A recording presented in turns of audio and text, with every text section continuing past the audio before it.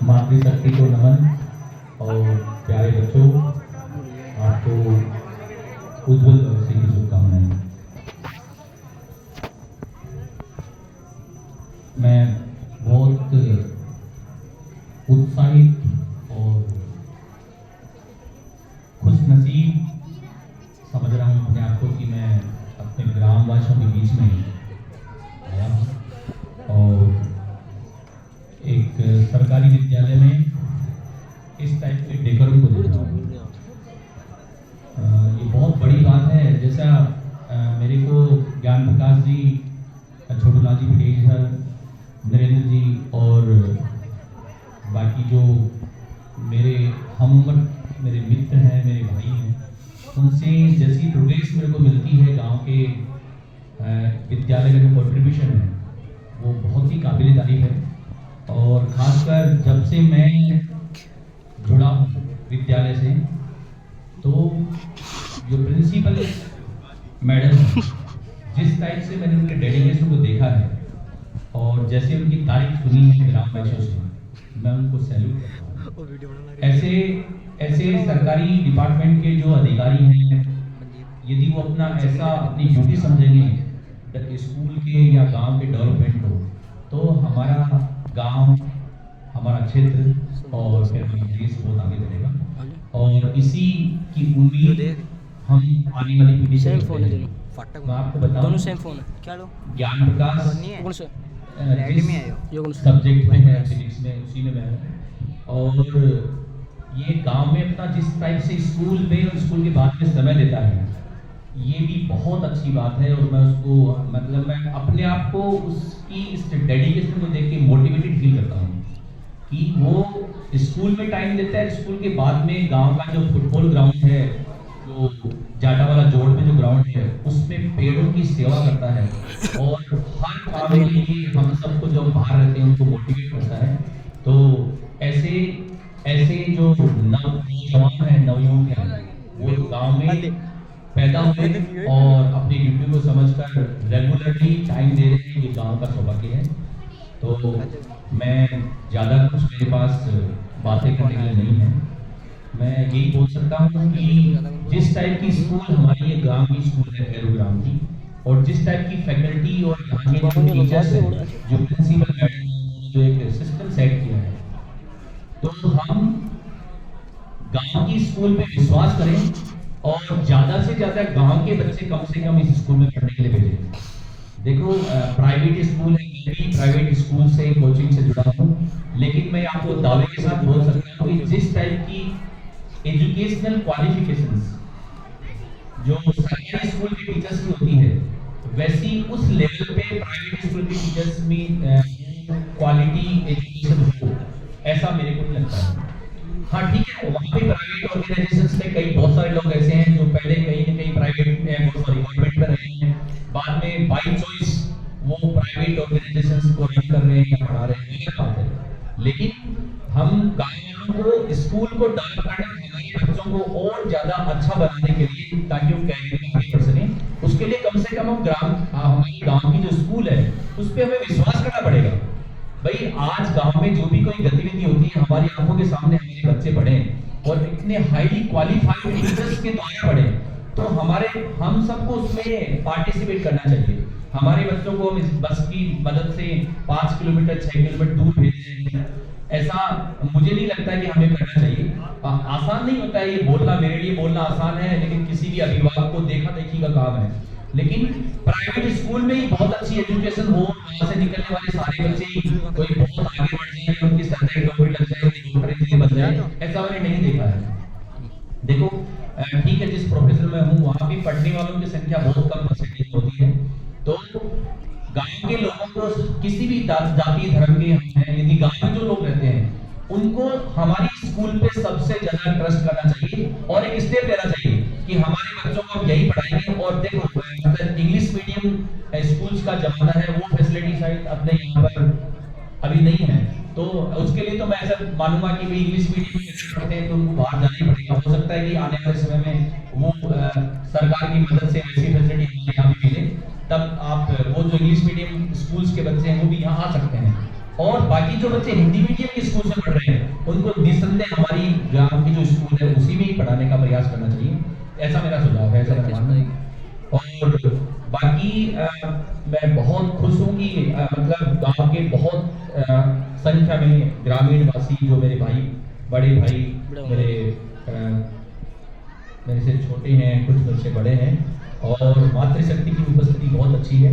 हम day by day इसको बढ़ाएं और ज़्यादा से ज़्यादा हम एक यूनिटी, एक यूनाइट मैनर में, एक संगठित तरीके में हम लोग सब जुड़ के हमारे गांव की जो आने वाली पीढ़ी है, आने वाली जनरेशन है, उसके लिए हम क्या बेटर कर सकते हैं। हम लोगों ने अलग अलग फील्ड में काम किया है और हमारे बहुत से ग्राम कैनो ग्राम के जो हमारे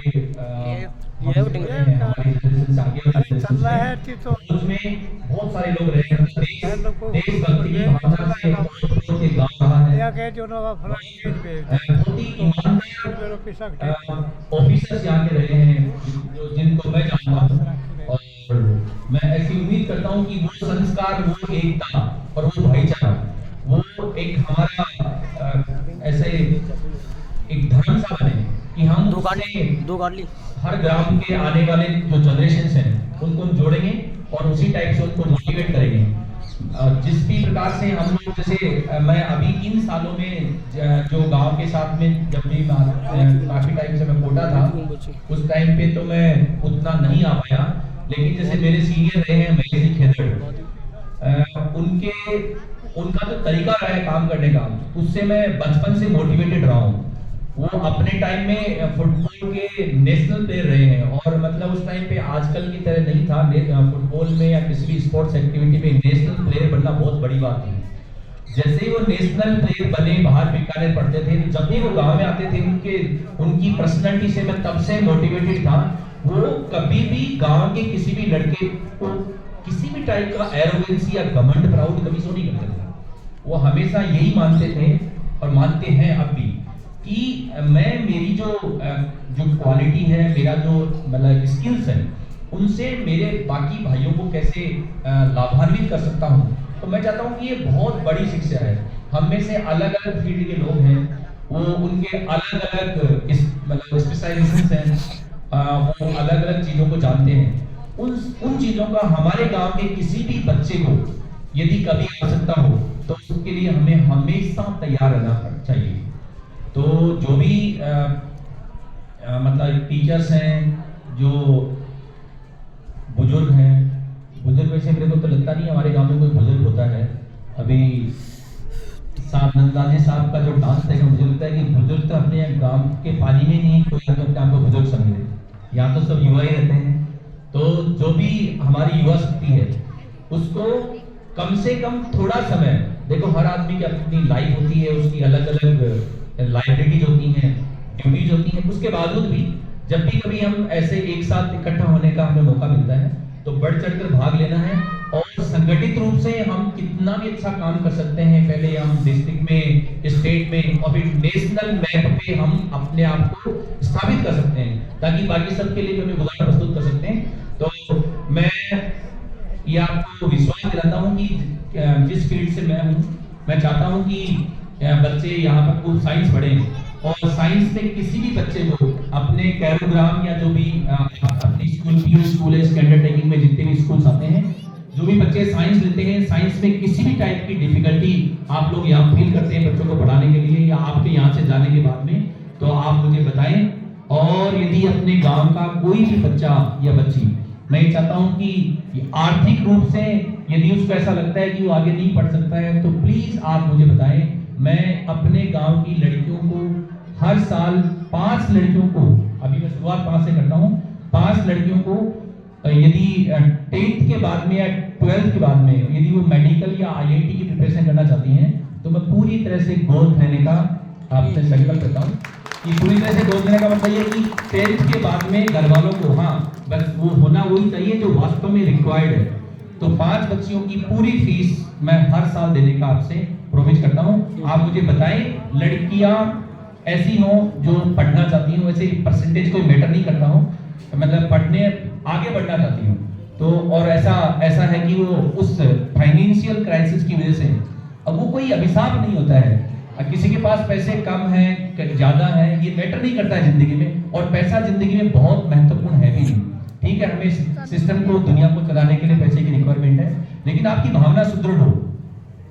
जिन लोगों की भावना बहुत बड़ी रही है उन्होंने पैसे के कभी कुछ बहुत ज्यादा उनकी पैसे को कहीं महत्व दिया भी नहीं, और उनके काम जो काम करना चाहते थे वो करोड़पति भी नहीं कर सकते। ऐसा मैंने बहुत से पर्सनालिटीज को देखा है। तो आप लोग भी ऐसे कभी गांव में किसी को ऐसा 1% भी ऐसा फील नहीं करना है कि भाई मेरे पास अर्निंग सोर्स कम है ज्यादा है। तो हम 5 बच्चों से शुरुआत करते हैं, जो भी मतलब आपको लगता है टीचर्स जो बताएंगे कि ये लड़कियां 5 पढ़ सकती हैं तो उनका पूरा खर्चा हर साल मैं उठाऊंगा और उनको आगे की पढ़ाई के लिए मैं मोटिवेट करूंगा। और जो कैरियर में कौन से फील्ड्स में आगे जा सकती हैं, नॉट नेसेसरी साइंस स्ट्रीम कोई जरूरी नहीं है। लड़की यदि आर्ट्स में भी है, वो पढ़ना चाहती है और चाहती है कि मतलब यहाँ से गांव से बाहर जाके पढ़े, तो उसकी फीस मैं वहन करूंगा। ठीक है, थैंक यू वेरी मच।